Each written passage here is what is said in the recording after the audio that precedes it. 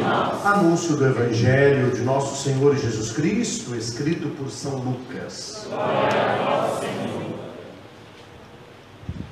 Naquele tempo aproximaram-se de Jesus alguns saduceus que negam a ressurreição e lhe perguntaram: Mestre, Moisés deixou-nos escrito: se alguém tiver um irmão casado e este morrer sem filhos, deve casar-se com a viúva, a fim de garantir a descendência para o seu irmão. Ora, havia 7 irmãos. O primeiro casou e morreu sem deixar filhos. Também o segundo e o terceiro se casaram com a viúva. E assim os 7. Todos morreram sem deixar filhos. Por fim, morreu também a mulher. Na ressurreição, ela será esposa de quem? Todos os 7 estiveram casados com ela. Jesus respondeu aos saduceus: nesta vida, os homens e as mulheres casam-se, mas os que forem julgados dignos da ressurreição dos mortos e de participar da vida futura, nem eles se casam, nem elas se dão em casamento. E já não poderão morrer, pois serão iguais aos anjos. Serão filhos de Deus, porque ressuscitaram. Que os mortos ressuscitam, Moisés também indicou na passagem da sarça, quando chama o Senhor de o Deus de Abraão, Deus de Isaque, o Deus de Jacó. Deus não é Deus dos mortos, mas dos vivos, pois todos vivem para Ele. Palavra da salvação. Glória a vós, Senhor. Que o Santo Evangelho perdoe os nossos pecados e oriente a nossa vida. Amém. Vamos assentar um instante. Meus caros irmãos e irmãs, o tema que a liturgia nos coloca neste final de semana é a ressurreição. Nós já refletimos muito sobre a ressurreição de Cristo no tempo pascal. Desde a Semana Santa até a festa de Pentecostes, todos os domingos são facetas do mesmo mistério, o mistério da ressurreição. Nas leituras de hoje, além de refletir sobre o mistério da ressurreição, as leituras me levam a pensar e a ver que aquilo que eu espero depois da minha morte determina o modo que eu vivo. A minha vida, ela é de certo modo moldada de acordo com o que eu espero do meu futuro. Nós vemos hoje tantas pessoas, como fala a segunda leitura, rezai também para que sejamos livres dos homens maus e perversos. E nem só livre deles, para que não sejamos maus e perversos, né? E pois nem todos têm a fé. Nem todos têm a fé. E nós vemos que muitas pessoas vivem de uma maneira porque não acreditam na vida eterna. Se as pessoas acreditassem, se todos os batizados acreditassem que depois da nossa morte haverá um julgamento, Jesus que julga os vivos e os mortos, as pessoas viveriam de maneira diferente. Há muitas pessoas que vivem como se o inferno não existisse, como se o julgamento não existisse, e que todo mundo depois da morte vai para o mesmo lugar. Doce ilusão. Doce ilusão. Jesus já falou inúmeras vezes sobre a condenação eterna e sobre o inferno.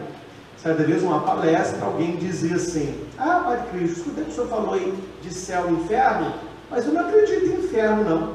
Eu falei: não tem problema, meu filho, a tua chapa está esquentando, entendeu?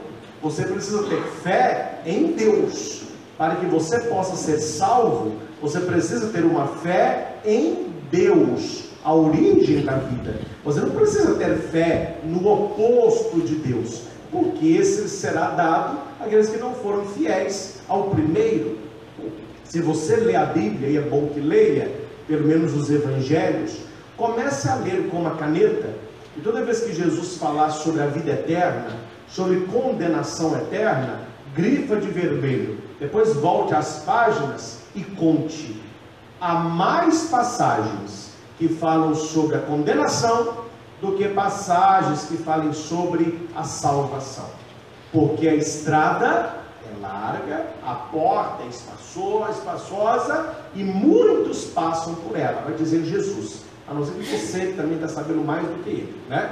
Porque Jesus fala que aqueles que encontram o caminho da vida eterna, o caminho é apertado, a porta é estreita, e poucos o encontram. Ou seja, Jesus está nos atestando que a margem de pessoas que se perdem é superior às pessoas que se salvam. E por que nós proclamamos que Jesus é o nosso Senhor, que Ele é o nosso Salvador, que Ele é o nosso Redentor? Porque somente a partir dele e com Ele nós vamos ter a vida eterna. A gente não fala abertamente em missa de sétimo dia, nos velórios, a gente está rezando que a pessoa, né, passe pelo sufrágio, que ela passe pelo menos pelo purgatório. Mas essa fala de alguns aí, e esses alguns pregadores da palavra, pode ser, não ouvi falar, mas pode ser que seja algum padre, seja algum bispo, seja algum cardeal, pode ser até o Papa. Se falar isso, ele não sabe o que está falando. A pessoa que numa missa do sétimo dia promete para a família que todo falecido vai para o céu, ele é um baita de um mentiroso. E eu provo na Bíblia que a pessoa está errada.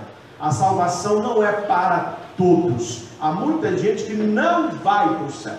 Há muita gente que não verá a face de Deus. É preciso ter uma vida coerente com a palavra e preparar nesta vida a vida eterna, porque senão nós não veremos a face de Deus.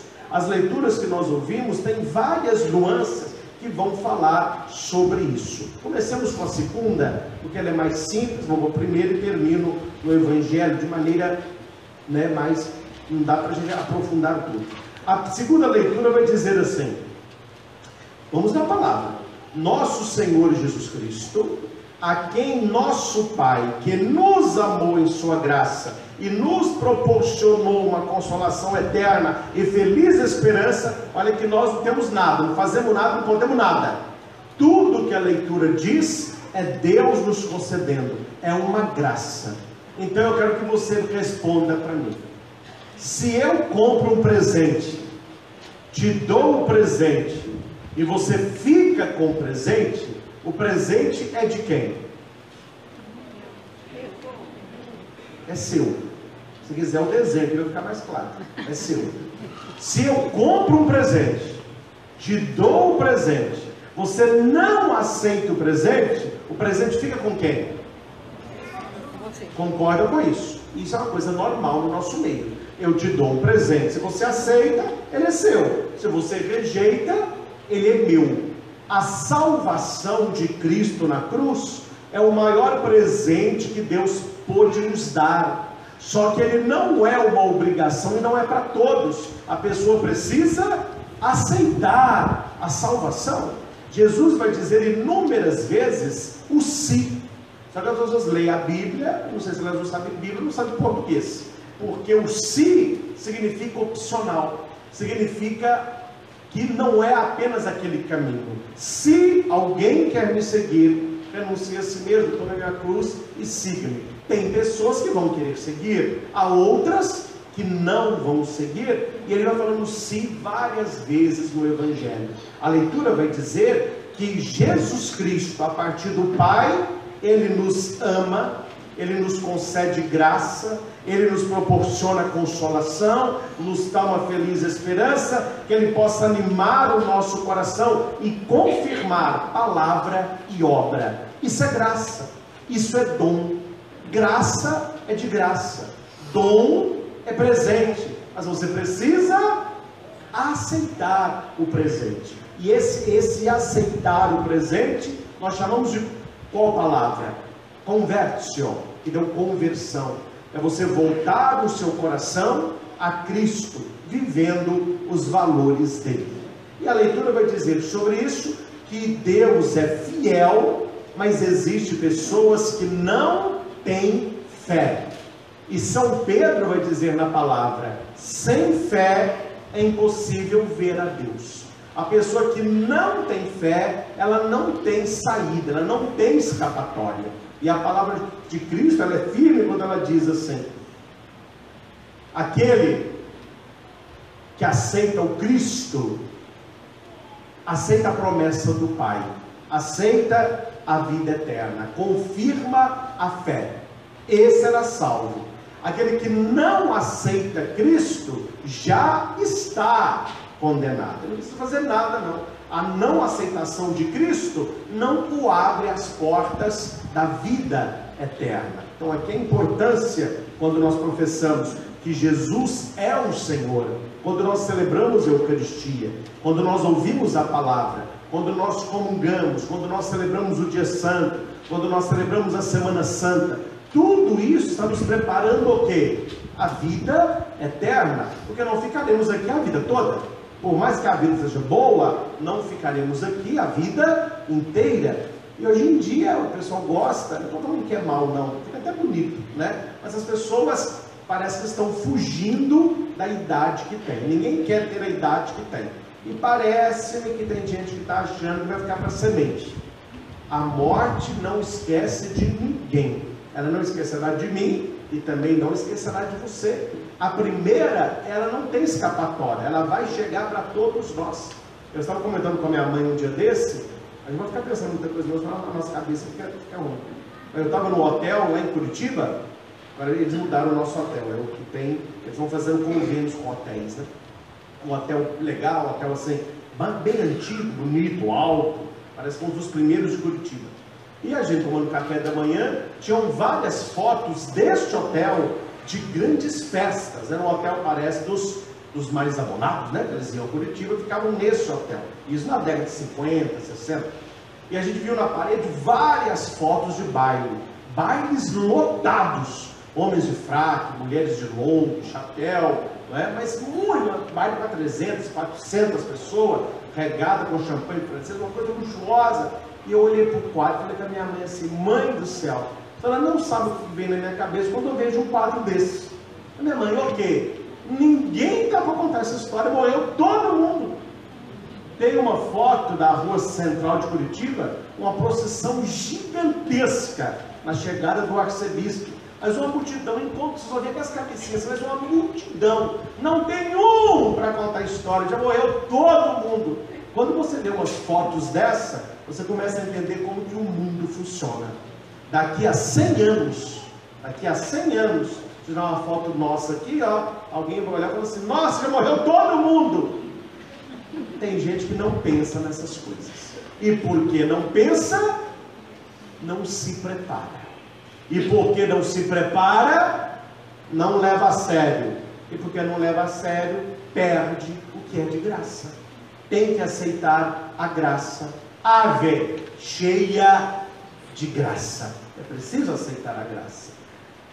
Tinha um império na Idade Média que todo rei, para não ficar a vida toda, porque se um rei é bom, graças a Deus. Mas se um rei é ruim, o pessoal quer rezar para o cara morrer, aí que não morre mesmo. O que eles fizeram? Cada rei que assumir o trono, ele ficará 10 anos. Você vai reinar 10 anos. Depois de 10 anos, nós vamos pegar esse rei, colocar ele num barco, mandar ele para uma ilha, e lá ele vai morrer para lá e a gente elege um outro rei. No início ninguém queria ser rei, porque ia acabar tudo morrendo, mas pelo menos aí elegia um, elegia outro, aí na hora ia chegar no 9º ano, já ficava meio assim, meio tristonho, completou 10 anos, colocava o cara no barco, mandava para a ilha. Chegava na ilha, ele já encontrava na areia com os 2 cadáveres de reis antigos. Você falou: pronto, você está me esperando. Aí ele ia comer caranguejo, ia comer peixe cru, se ele encontrasse banana, ia dormir numa gruta que tinha uma vida miserável, morria também. Só que tinha um rei que ele tinha uma visão diferente dos que antecederam. Ele sabia que ele não seria rei a vida toda. Ele sabia que ele não sentaria no trono a vida inteira. O que ele fez? O dia que ele assumiu o seu reinado, ele já mandou grandes operários para a ilha, para ir fazendo casas. Mandou seus melhores agricultores para fazerem plantações. Mandaram soldados para cercar a ilha e não deixar ninguém invadir.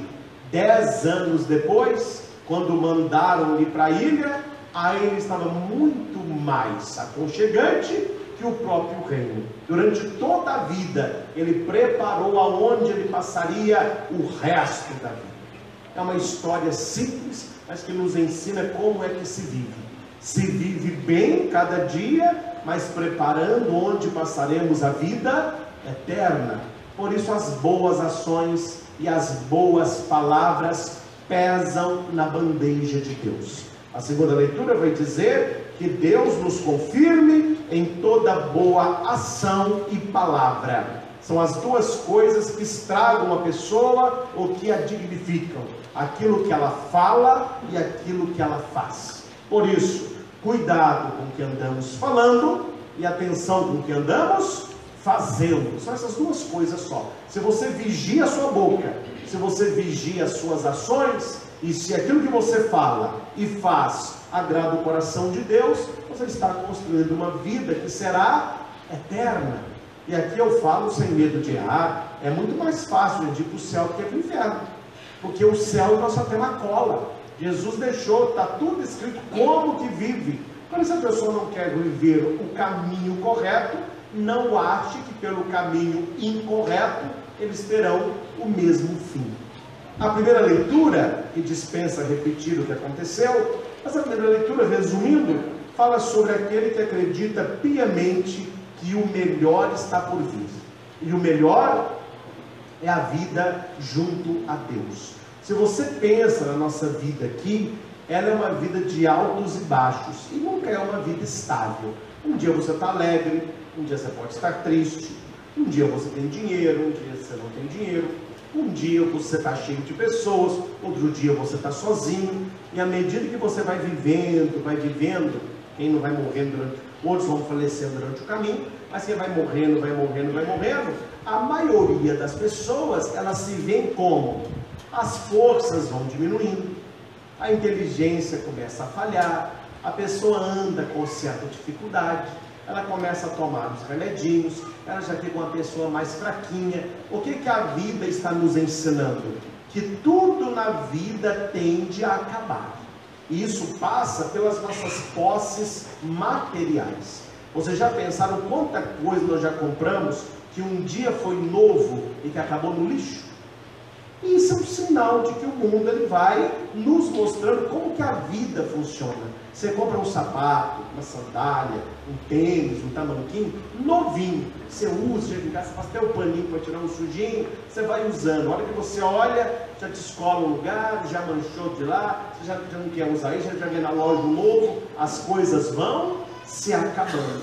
E se acabando com as coisas, nós. E nós precisamos preparar aquilo que não acaba, é o que a palavra diz. Acumular tesouro, aonde a traça não corrói, aonde o ladrão não rouba. É no reino dos céus.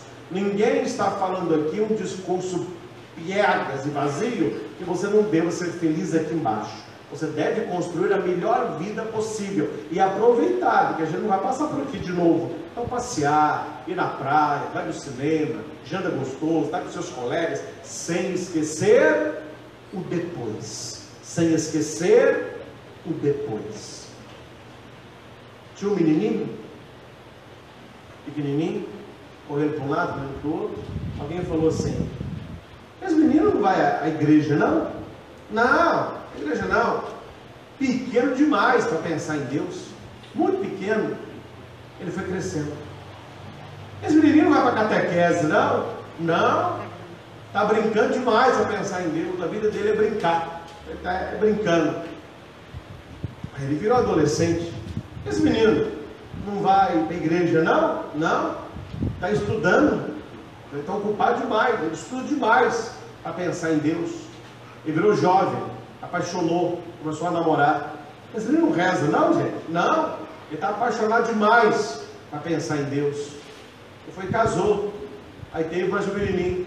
Agora não está rezando também, não? Não. O tempo dele é todo filho. Ele está cansado demais para procurar em Deus. O menino cresceu, teve um neto. O cara ficou velho. Mas nem na velhice o cara reza. Ah, não. Está velho demais para pensar em Deus. Aí um dia o cara morreu. Quando ela acordou no inferno. o capeta chuchando o cara. Aí ele gritou assim: ai, meu Deus! Aí o capeta falou: não, meu filho, tarde demais eu pensar em Deus, viu? Tarde demais. É uma história, mas é para nos dizer o quê? Quando é que nós vamos nos lembrar de Deus e configurar a nossa palavra e a nossa atitude nele, para garantir uma vida eterna? Esta vida é boa, e eu penso que o céu é extraordinário, porque viver é muito, eu gosto muito de viver, viver é muito bom. Claro, tem os momentos de doença, tem os momentos de perda, a gente sofre, chora, fica triste, mas tem muita coisa maravilhosa na vida. E a vida é uma montanha russa, ela sobe, ela desce, ela gira, ela também, que não é uma coisa muito, aquele marasmo, então nem a alegria de viver nós teríamos. Então o céu deve ser maravilhoso, porque viver não é nada mal, e o Senhor nos prometeu. Você gosta de viver? Você gosta da vida que você tem? Eu vou lhe dizer uma coisa que o seu olho não viu, que o seu coração não sentiu, que o seu ouvido nunca escutou, eu tenho preparado para quem me ama. Se você está gostando aqui de baixo, você não imagina o que é lá em cima. Quer dizer, é uma esperança que enche o nosso coração de amor. E a primeira leitura vai dizer sobre pessoas, aqui são 7, que abrem mão da própria vida, mas elas não querem perder a certeza da vida eterna. E a leitura vai dizer que eles estão no último suspiro, muito sangue, e pancada, uma coisa toda, e eles vão morrer. O interessante é o final da primeira leitura. O último disse assim, está aí no versículo 14: prefiro ser morto pelos homens, tendo em vista a esperança dada por Deus, que um dia nos ressuscitará. Mas a ti, ó rei, não haverá ressurreição para a vida. Uns ressuscitarão, outros não, depende da vida.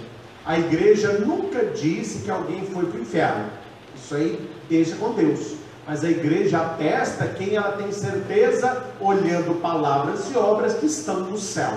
Estes é o que nós chamamos de santos canonizados. São aqueles que a igreja olha, olhando a vida dele, o jeito que ele viveu a palavra, o jeito que essa pessoa foi. Se ela não estiver no céu, nós também não vamos estar, porque essa aqui foi muito especial. Mas a igreja não diz quem não está. Sabemos que não está pela própria palavra de Cristo, mas nós não podemos espelhar naquele que não está. Nós precisamos estar na turma dos que estarão com o Senhor. Uma parábola que Jesus contou, é da boca de Cristo. Vocês lembram daquela parábola do pobre Lázaro? Pobre Lázaro? Que o Lázaro é pobre e tinha um rico. O rico comia, o Lázaro só comia as migalhas lá. Aí morreram os dois. Um foi para o céu, o outro foi para o tormento, o inferno. Aí Lázaro estava do lado do pai Abraão, todo feliz, e o outro queimando lá. Aí ele grita assim: ô pai Abraão, manda Lázaro molhar o dedo na água e colocar uma gota na minha boca, porque o tormento aqui é demais. Aí Abraão disse assim: impossível. Existe um abismo entre os que estão aqui e daí. Isso é bíblico. Os que estão aí nunca virão para cá, e os que estão aqui nunca irão aí. Pai Abraão, então pede que o morto vá na minha casa e alerte os meus irmãos, para que eles não venham para esse lugar de tormento. O que Abraão respondeu? Eles têm os profetas, que os escutem. Aí o irmão conhece a laia dele, né? O irmão vai dizer assim: não, pai Abraão, mas se um morto ressuscitar, eles vão acreditar. Abraão respondeu: se eles não escutam os profetas, ainda que um morto ressuscite, eles não acreditarão. Um evangelho pesado, duro, mas que nos abre. Gente, não se preocupe, isso aqui eu falo como padre para você. Não se preocupe com quem não tem fé. Se ocupe em ter fé. A pessoa vai resolver essa questão de fé é com Deus. Há muitos que ficam brigando com quem não tem fé. Sua alma, sua palma. Pelo julgamento dele vai chegar o nosso também. Cuidemos de nós. Cuidemos da nossa salvação. E aquilo que pudermos ajudar os outros, ajudemos. Para não ficar arrancando o seu cabelo. Porque fulano de tal não tem fé. Fulano, a Bíblia vai dizer que nem todos a têm. A segunda leitura que está falando, nem todos têm a fé.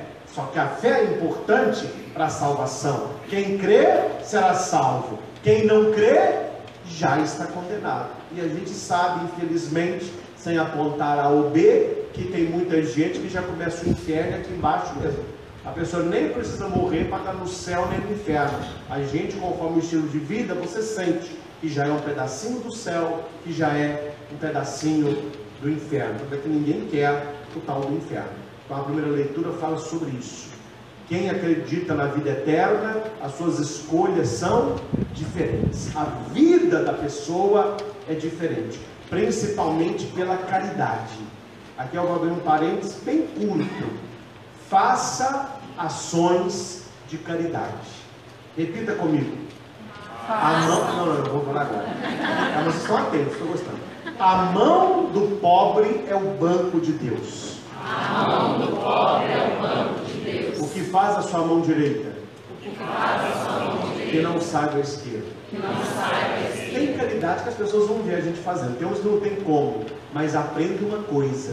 Quando alguém olha para você e fala assim, que estranho, eu não vejo você ajudando ninguém, eu não vejo você fazendo caridade, e você faz, você está com muito crédito com o cara lá de cima.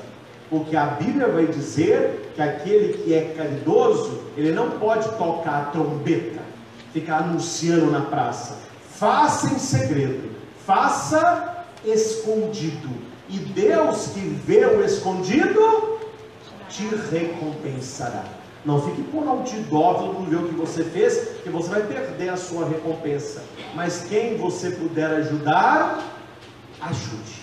Nós estamos preparando uma campanha, se Deus quiser vai ser uma campanha grande. Vamos lançar no meio do ano que vem. Aí vai ter camiseta, chaveiro, boné, uma treina, livro. A campanha é: ajude uma pessoa por dia, todo dia. Nós vamos ajudar 365 pessoas por ano. Não é difícil. Perto de nós, a gente precisando da nossa ajuda o tempo inteiro. Um dia eu estava vendo um avião, uma coisa, gente, o pessoal é muito difícil. A gente tem que acreditar no ser humano e rezar. Mas se você fica olhando certas coisas, é para desanimar e falar com Deus. Pode acabar com isso aqui. Pode mandar fogo, pode acabar. Isso aqui não tem solução. Certas coisas que eu vejo, certos comportamentos que eu vejo, certos desequilíbrios emocionais, desequilíbrios sexuais, os pais nunca sofreram tanto com desajuste de filho, pinel, o pessoal está pirado e ninguém está vendo isso, está tudo muito normal. Então é preciso rezar e acreditar que ainda tem jeito. Mas há certas coisas que eu vejo que eu vou te contar é para desanimar. Um avião, não sei para onde eu estava vendo, um avião pousou. Eu não sei o que cortou o avião pouso, o pessoal fica tudo doido. É uma porta desse tamanho, passa um por um, e o povo fica sentado esperando. Todo mundo levanta, agindo que o mundo está acabando. E uma senhora tentando tirar uma mala mais pesada. Eu estava mais atrás, muitas pessoas na frente. Ela ficou puxando a mala, puxando. Ninguém, tipo, o pessoal ficou para ela assim, não tem uma pessoa para tirar a mala para essa senhora. A aeromoça veio, tirou a mala e saiu puxando. Agora vamos maximizar o exemplo. Uma pessoa que não faz o mínimo, que é puxar uma mala, ela estará disposta a fazer o máximo? A se sacrificar por alguém? A resposta é não. Eu tenho ouvido de muitos pais assim: padre, criamos com tanto carinho, esperamos que no futuro fosse dar tudo certo. Olha o que deu. Olha o que o meu filho está fazendo. Olha o que a minha filha está fazendo. Eu vou dizer uma: saiba, meu filho, seu filho e sua filha está nessa vida desregrada, não está nem tchum para você. Não está nem tchum para você. Porque ela tem na cabeça uma coisa que a Globo pôs: o importante é ser feliz. Se eu estou feliz, e tem muita gente feliz, vai acabar queimando no inferno. Porque o importante não é ser feliz, o importante é ser santo. O importante é ser bom e fazer o bem. Quem é bom e faz o bem é feliz. Felicidade é consequência de uma atitude de bem sendo bom. Aí o que está escrito aqui não serve mais. Por que não serve mais? Como eu não consigo viver, então é mentira. Como eu não consigo viver, essa pregação é pesada. Esse padre é tridentina, a igreja não muda o diálogo. Meu filho, eu não sei se você sabe, mas pode falar que eu que disse. O céu não passou por reforma. Fala que está do seu lado. O céu não passou por reforma. Fala aí. O céu não passou por reforma. Como assim? O caminho continua estreito e a porta aperta. Não passou por reforma. Ninguém aumentou o tamanho da porta, nem alargou o caminho. Como que nós vamos mudar o teor da pregação? E a cada dia que vai se passando, nós vemos as pessoas se afastando da fé. Aí alguém que não tem fé quis fazer uma brincadeirinha com Jesus de mau gosto. Mas Jesus, aí foi até para o Senhor, né? Jesus, pois não. Sobre esse blá blá blá de ressurreição, de vida eterna, essa coisa aí. A lei de Moisés fala que se um homem casa com a mulher e esse homem morre, e ele tem um irmão mais velho, para deixar descendência de filho, ele vai se casar com essa mulher. Tinha um homem que tinha 6 irmãos, eram 7 homens. Casou com o primeiro morreu, o segundo foi o terceiro, ela se casou com o 7º, e sem deixar filho. Por fim, a mulher também morreu, mas tudo era, né? Coitada da mulher dessa, era para morrer.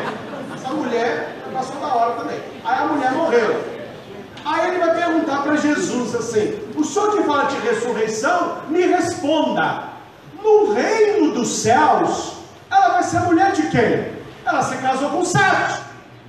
Olha a resposta de Jesus. Eles estão no nível, Jesus está num outro. Jesus vai responder assim: nesta vida. Ou seja, existe esta vida e existe a vida futura, que é a vida eterna. As coisas não funcionam da mesma maneira. Jesus vai dizer: nesta vida os homens se casam e se estão em casamento. Não é uma piadinha, um casinho mesmo que eu lembrei aqui, que um homem casou com uma mulher e o homem foi na vida dela espinho o casamento todo, só que o homem morreu primeiro.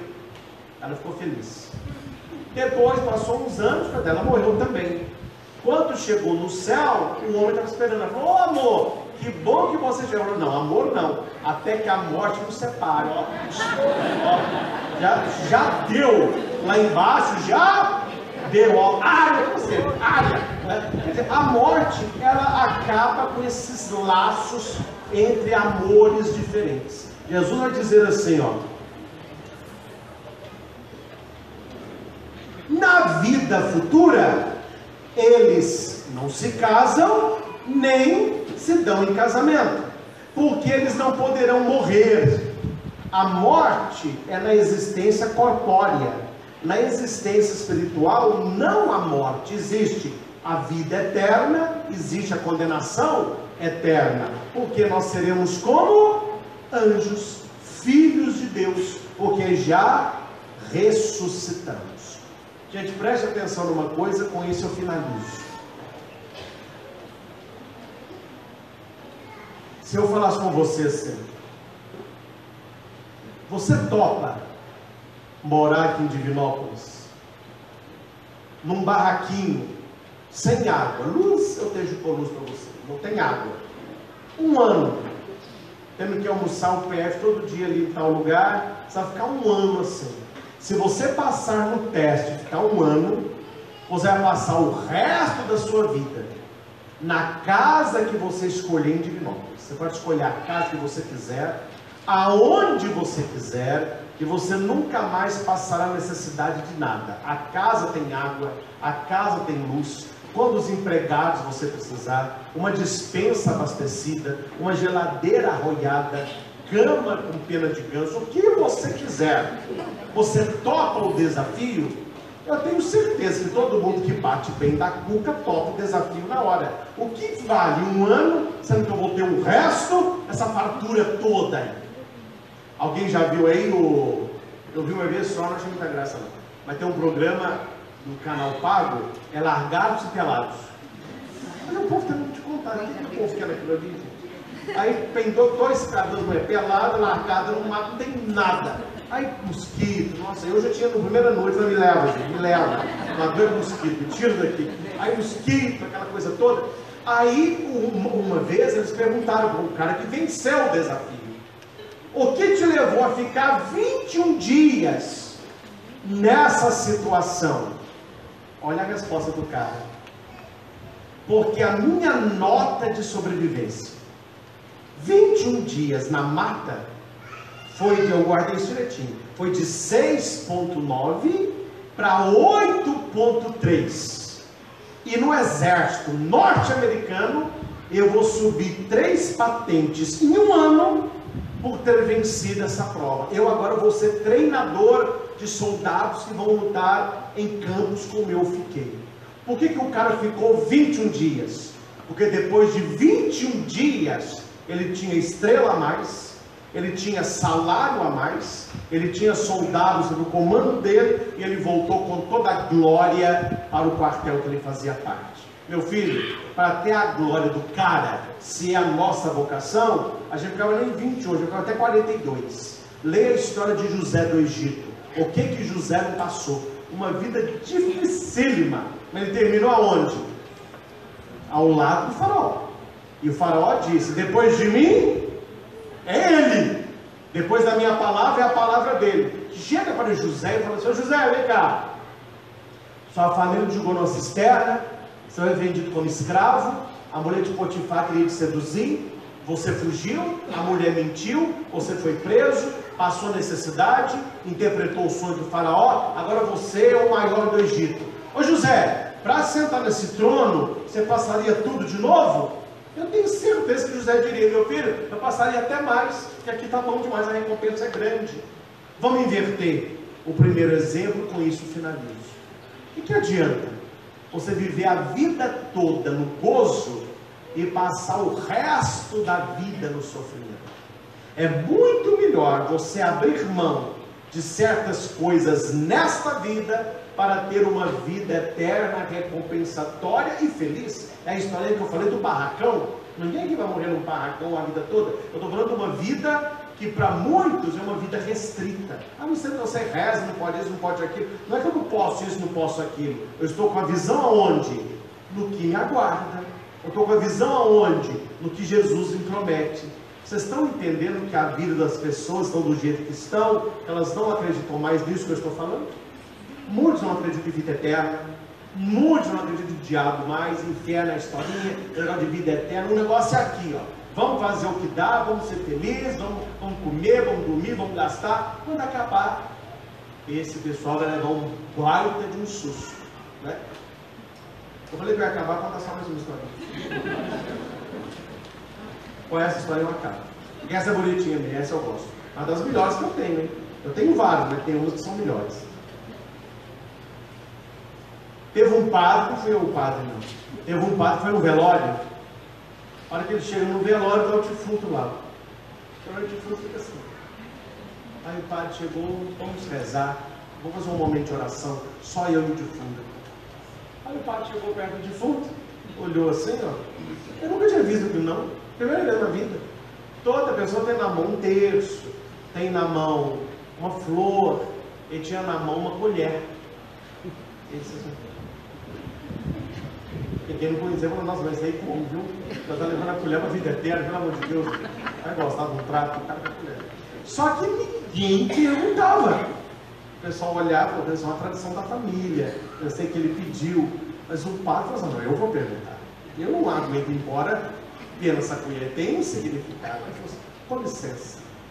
Quem é a família? Somos nós, padre. Por que em vez de uma rosa, de um terço, colocar uma colher na mão do cara?